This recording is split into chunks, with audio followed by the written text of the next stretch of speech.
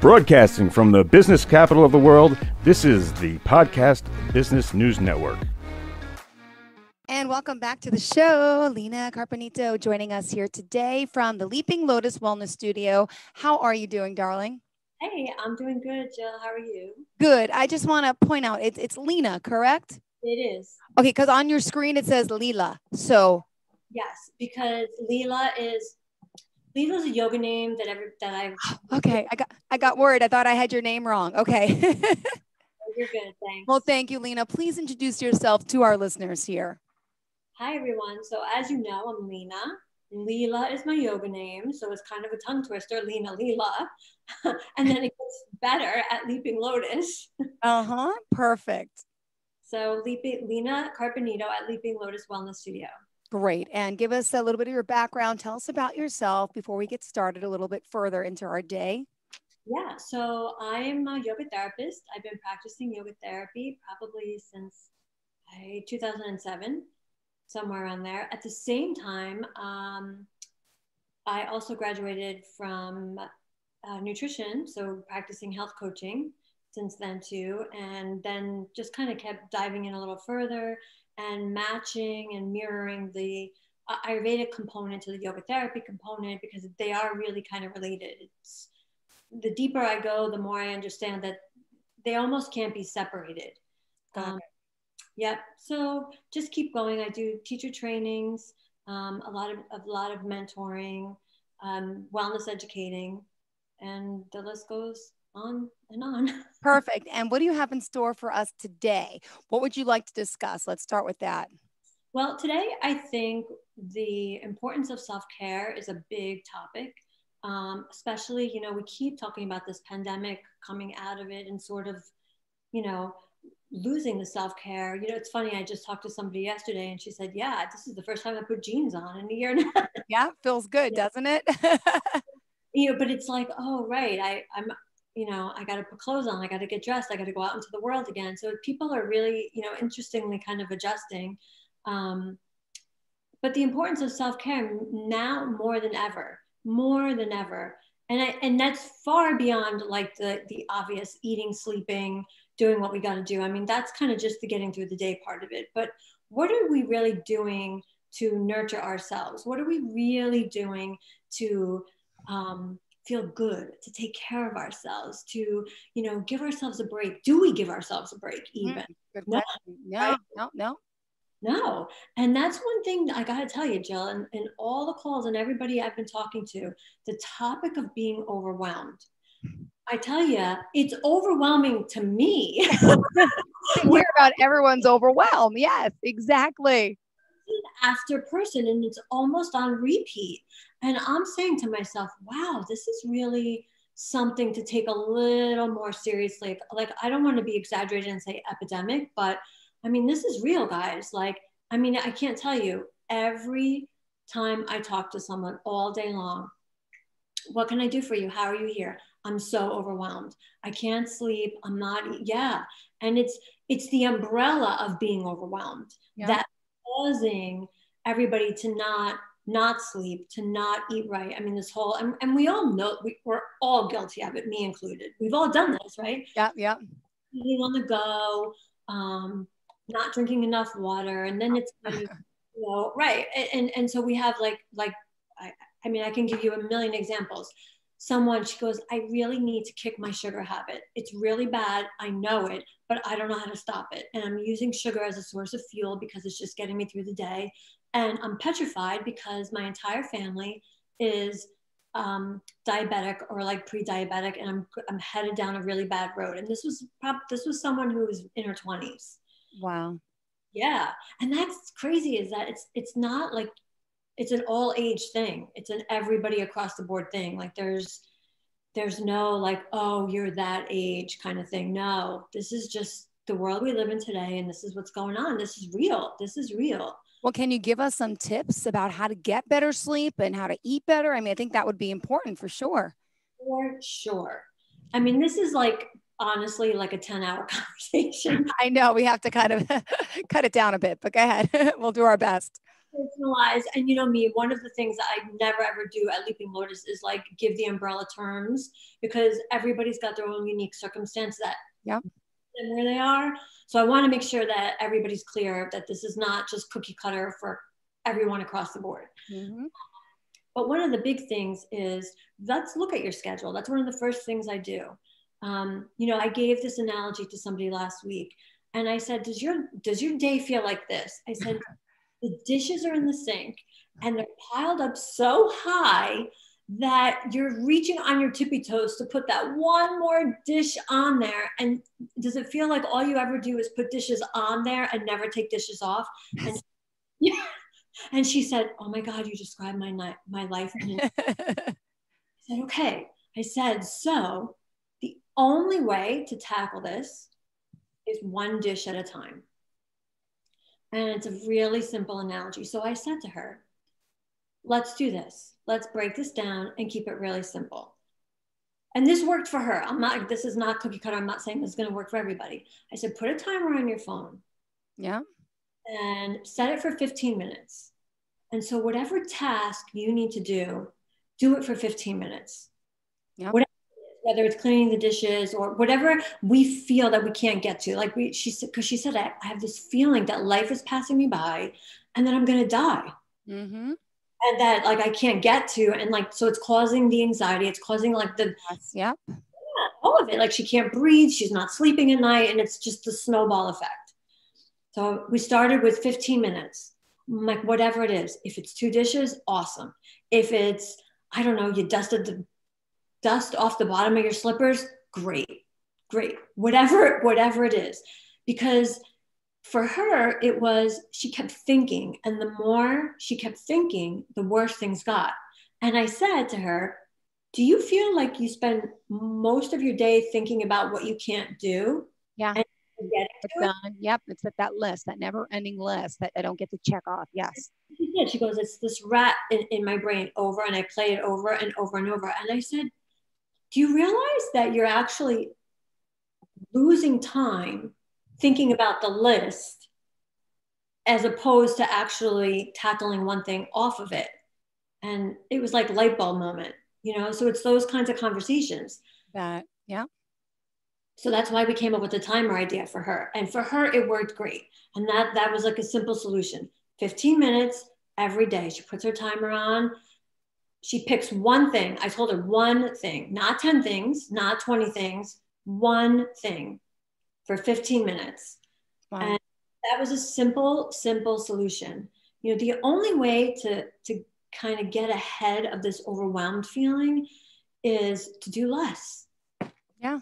You're not going to solve the problem by doing more. Oh, you're right. True.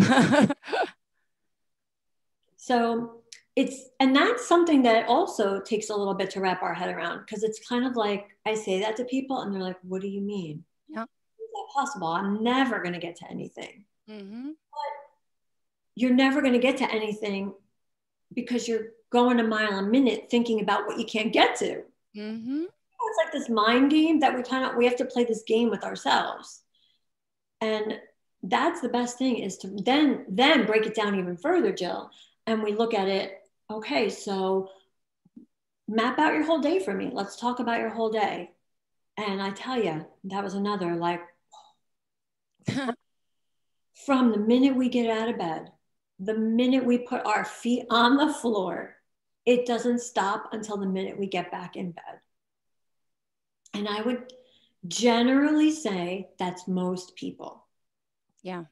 Right? Most I'm guilty. That's me. And I'm sick of it myself, but I'm like, well, how do I fix it?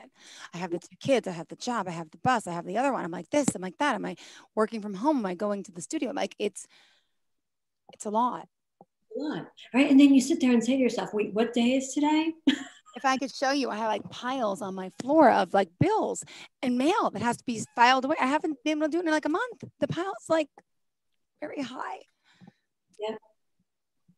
And it's like a juggle, because then it's like, well, do I rest or do I do a project, or do I, go out and enjoy? And then it's like, I mean, this is a massive topic, because then it's like the guilt of leaving it there and going out and having fun. And where does that you know, where does that leave you? And how do you find joy in that? And how do you find happiness in that? And it's like, you know, talk about not being able to breathe and talk about anxiety, like up to here. I mean, we're literally all up to here. Yep. All of us. Right. So what do we do? Good question. And you're our experts. So I'm hoping you have some answers. Yeah, this is really hard. It's a big, massive topic. And again, it's the art of doing less. And at the same timer effect, I said, okay, so our next part of the lesson, 15 minutes. Mm-hmm. 15 minutes, we've scientifically proven, actually, I got this from one of my health coaching books. We can do anything for 15 minutes, even if we don't like it. Because a lot of the things that we know we have to do, we don't really want to do, and we don't really like doing them. You know, so you could see how this is just endless. I mean, really, the procrastinating, the sabotaging. I mean, that goes, I mean, it's big. Yeah.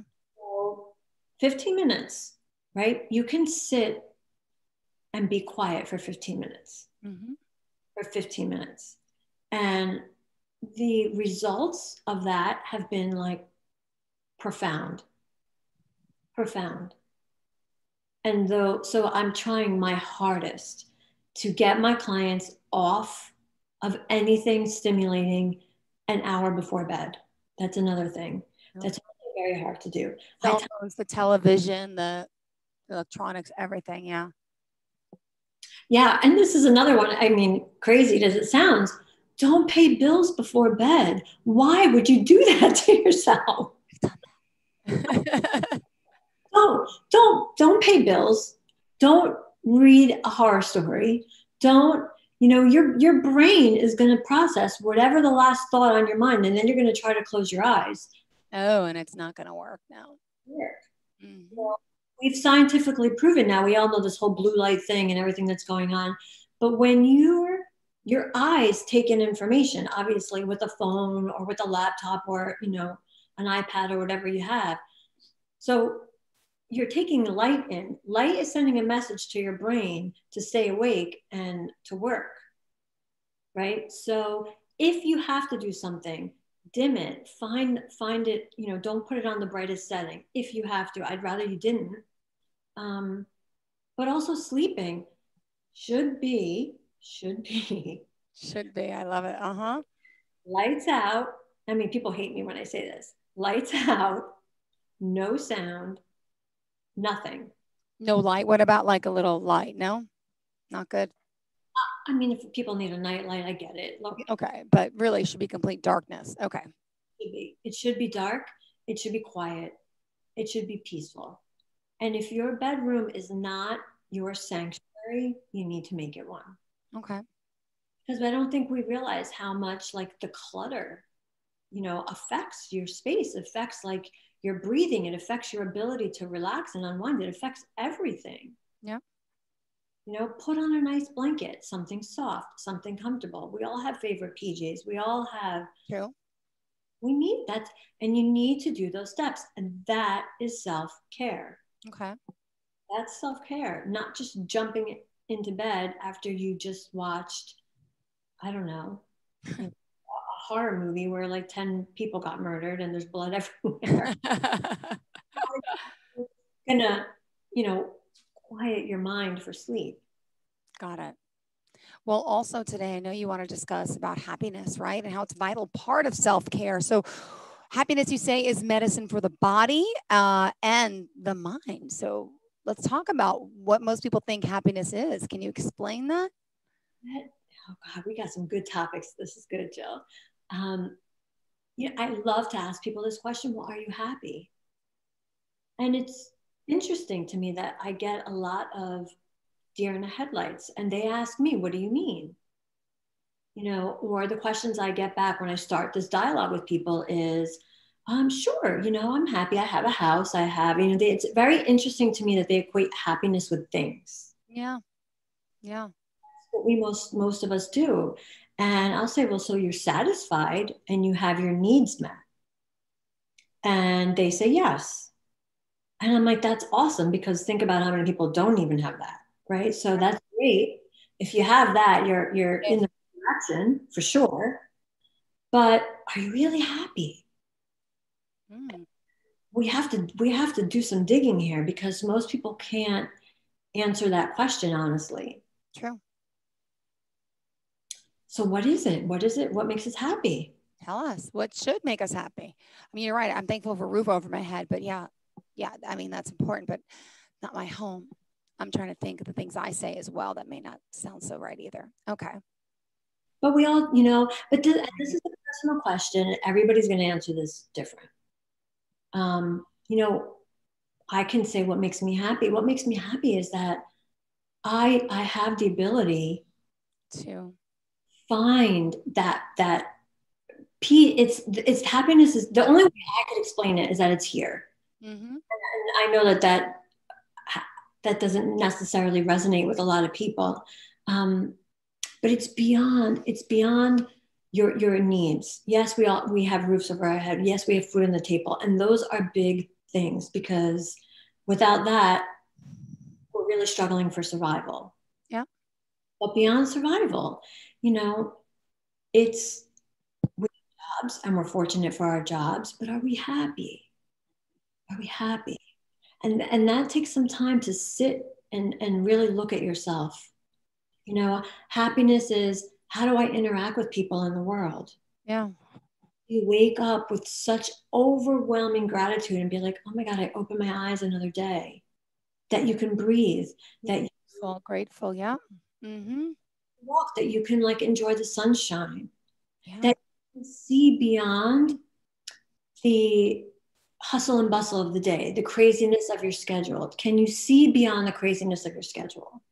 Can you see joy in living? That's interesting, right? Yeah. Living. What is living? I mean, really, what is it? We don't know. No, I know. Doing it now, but right now, are we dreaming? This is real. This is reality, right? Yeah. But what is it? It's connecting to our senses, our five senses, in a way that we never, when we're going a mile a minute, talking about that overwhelmed, you don't have time to smell, to taste, to feel, right? To hear, nothing, to touch, we're coming out of a year and a half of no hugs. I know. Yeah. What do you think that did to us? Really? What do you think that did to us? Worried what it's doing to the children. We don't know that effects on them yet, but yeah. Horrible, right? Right? So we're now actually starting to interact with people again. And I think that's wonderful. I hope that people can see the awesomeness in that.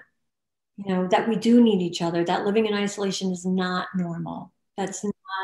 People are not meant to live that way. We weren't put here to live in a room.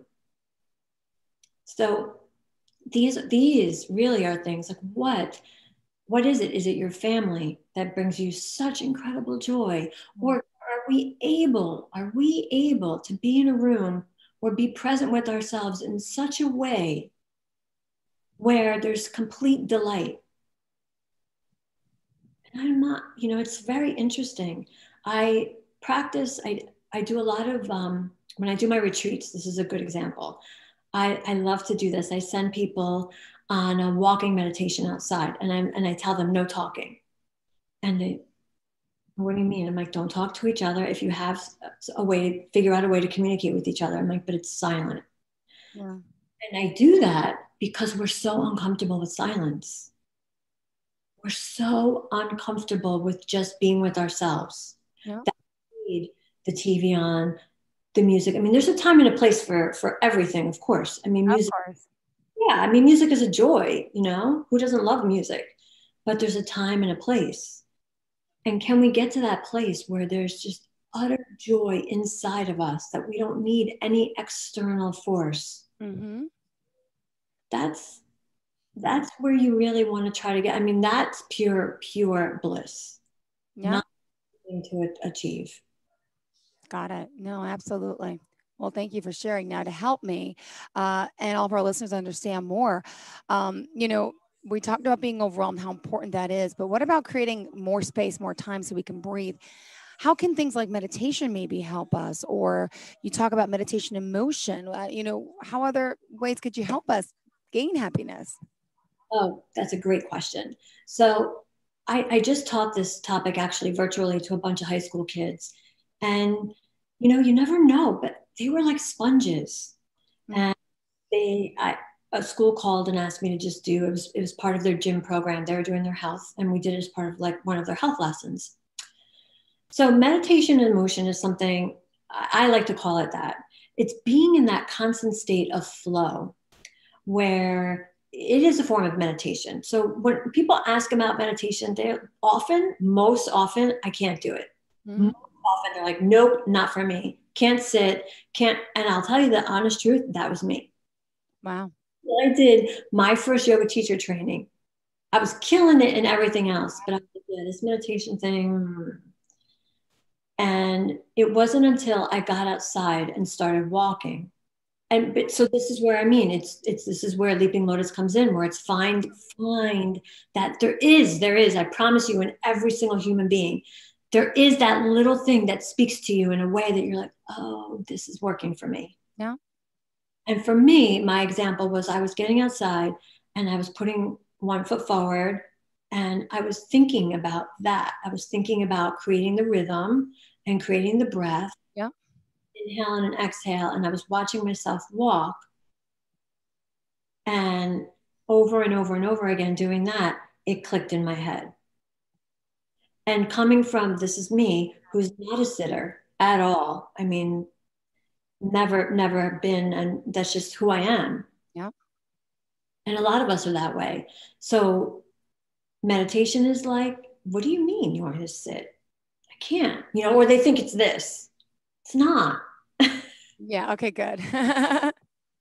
It's not. I mean, it's part, it can be, but it's not this. This is not for everybody.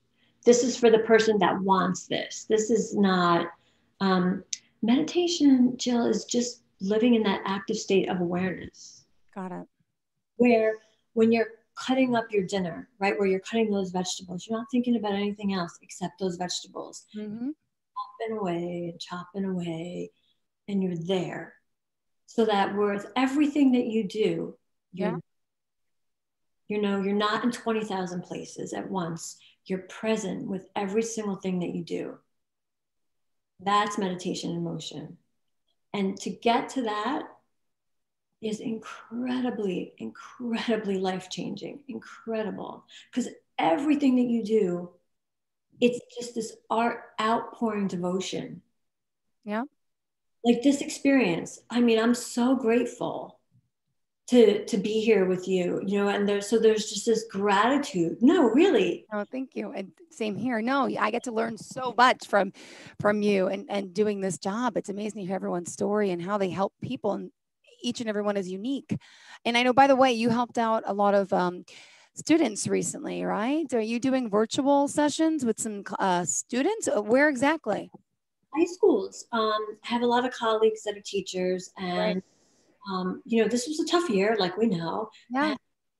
And, so I did some virtual teaching on what is meditation, and the questions these kids were asking me, I'm like, oh my God, they get it. They get it. They were messaging me. I so needed this. I have an exam coming up and I was a nervous wreck. Thank you so much. I mean, the messages I was getting. Aw. This is exactly why I love doing this. Good. And they asked me to come back in person, which I'm so excited next week, because some, schools are back in session. So that's great. That's so great. I mean, I can't, if I could do this for every single human, I would, honestly. Well, aren't you starting a blog now? I mean, it's kind of like you'll be doing it. We could all check it out on the website. Tell us about the blog. This is what inspired my blog. This is exactly what inspired my blog, because people were calling. Yeah. You know what? I think the big thing we all think is we're alone in this. Like, why can't I get it together? We're so hard on ourselves. We all are. And it's a lot of that shame of like, I don't know who to call. I don't know what to tell. I'm a wreck. And this is so like, I always get these, don't tell anybody I'm calling you. I I get it. I promise you, I will never, ever tell. So I started this blog for that reason, because I thought, maybe people just need a little bit of inspiration to read. And maybe just a little paragraph would be enough to get them through whatever it is that they're struggling with for the day, or inspire them in a way that, I never thought they would be inspired, or they never thought they would be inspired. Yeah. Plus I love to write anyway. And I thought this is a fun little project for me. And it's a place to also put all these things down. Like, there's so much happening, and I just needed to kind of put it all in one spot. So check it out. You could sign on for the blog on the website. You could just log. What's the website? It's sleepinglotusfit.com. Mm-hmm. And there's a spot up there, I think on the upper right-hand corner, where it says, sign up for my blog. You could just put your email there. And then every time I send a message, it goes out. It's very easy. And it's something that I'm just hoping to share with people. And it's a simple little thing. Maybe read it before work in the morning. Nice little ritual. I don't know, whatever it is. And what about social media? Can we find you there? Absolutely. I'm on Facebook and Instagram, Leaping Lotus Wellness Studio on both. You can follow me. You can also message me privately. You can also call me. My phone number is 201-903-5028. I do take texts and phone calls on that number. And very easy to reach. You can send me an email to leapinglotusfit@gmail.com. Beautiful. Well, thank you so much. It's been a pleasure speaking with you, Lina, or can I call you Leelah? But really, thank you for everything. Thank you for inspiring our listeners today. And we'll be in touch, and we'll look forward to that blog there on the website as well. Have a great day. Yeah. Thank you. And to all of our listeners out there, stay tuned. More of the show is on the way.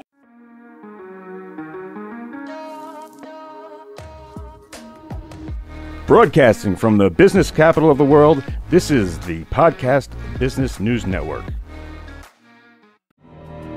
For nearly 2,000 severely injured veterans, everyday life has become filled with barriers. Day-to-day simple tasks can become pretty daunting. I have to carry my chair up 2 flights of steps or have somebody do it for me. What scares me the most is just the falling. When I'm struggling with my house, I think, to have that one great barrier just knocked down, it's crucial. Home for Our Troops is a wonderful nonprofit that builds a mortgage-free, fully adaptive, handicap-accessible house. And there's no catch. It'll be our very first home that we've ever owned. This is a game changer. This is where your life begins again. We need you to join us in completing this important mission. Please visit hfotusa.org and help build homes and rebuild lives. Because of you, everything's going to be okay.